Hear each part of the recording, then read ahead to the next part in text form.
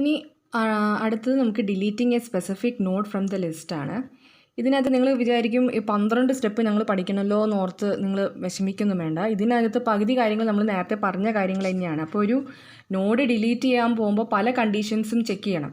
ആ കണ്ടീഷൻസേ ഇവിടെ പറയുന്നുള്ളൂ. ഞാൻ പറഞ്ഞുതരാം. ആദ്യം ലിസ്റ്റ് എം ടി ആണെങ്കിൽ എന്താ സംഭവിക്കുന്നത്? നമുക്ക് ലിസ്റ്റ് എം ടി ആണെങ്കിൽ നമുക്ക് പ്രത്യേകിച്ച് ഒന്നും ഡിലീറ്റ് ചെയ്യാനില്ല. അതാണ് ആദ്യത്തെ രണ്ടെണ്ണത്തിനകത്ത് പറയുന്നത്.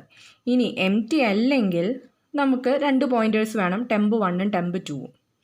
അതിനെ ടെമ്പ് 1നെ നമ്മൾ ഹെഡാക്കി. അത് നമ്മൾ നേരത്തെ പറഞ്ഞ പോലെ തന്നെ ടെമ്പ് 1നെ ഹെഡാക്കി. അത് ഇനി ആ ടെമ്പ് 1നെ എന്ത് ചെയ്യണം?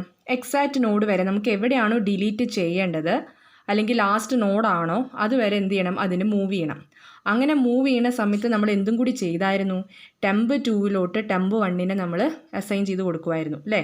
ടെമ്പ് 1 മൂവ് ചെയ്യുന്നതിന് മുന്നെയാണ് നമ്മൾ ടെമ്പ് 2യിലോട്ട് അസൈൻ ചെയ്തത്. അത് ആ സെയിം തന്നെ പ്രൊസീജിയർ തന്നെ.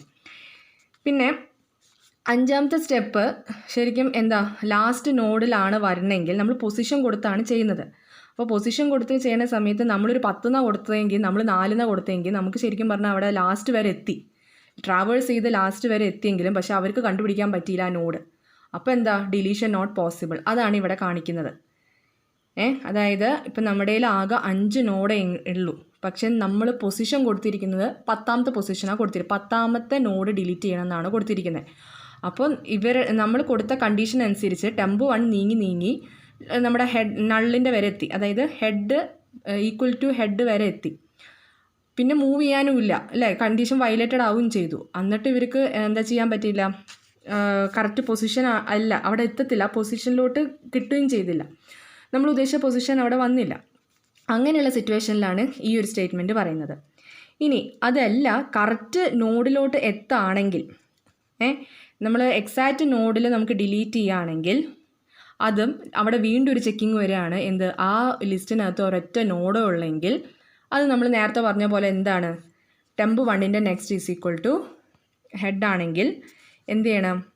ഹെഡിനെ നമ്മൾ നള്ളാക്കി വിടുക, ഡിലീറ്റ് ടെമ്പ് 1. നമ്മൾ ഫസ്റ്റ് നമ്മൾ പറഞ്ഞ algorithm delete from the beginning of the ലിസ്റ്റിനകത്ത് നമ്മൾ പറഞ്ഞായിരുന്നു ഒറ്റ നോഡാണ് ലിസ്റ്റിനകത്തെങ്കിൽ എന്ത് ചെയ്യണം? ആ ഹെഡിനെ നള്ളാക്കിയ ശേഷം ഡിലീറ്റ് ടെമ്പ് 1നെ ഡിലീറ്റ് ചെയ്യുക.